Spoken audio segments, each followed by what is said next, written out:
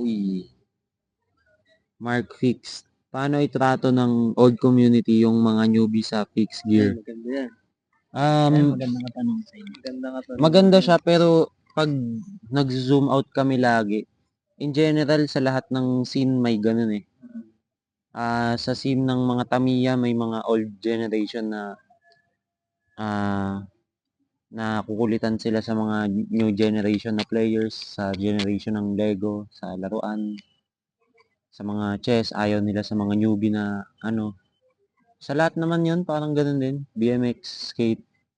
Nagsa-cycle talaga Oo, yung nagsa-cycle na hindi Normal talaga na nagmamatch. nangyayari talaga yun. Kasi ang magulang anak nag-aaway eh. So, never, Bata-matanda. oh, Conflict talaga. ano, sa tao, resistance. Ano ba yung mahilig talaga tayo mag-resist. So, parang in-explain ng ano no, naka-Google Maps. Google Maps yun. yun nga. Paano itrato. Normal na ganun kung paano Normal talaga itrato. kuya. May mga nauna talagang magagalit eh. Kasi Hindi ganun, naman sa inaapakan yung ego nila pero wala eh. yun nga yun. Wala Ang na tayong maganda magagawa nun, eh. Skilled yung bata. Suportahan na lang natin, di ba? Kaysa imak.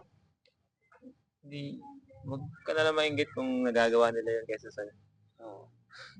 Suportahan na lang natin. Kasi sila naman magmamana nito lahat eh. Mawawala naman tayong lahat. Kaya yun. Kaya wala akong ano sa mga bata ngayon na makukulit.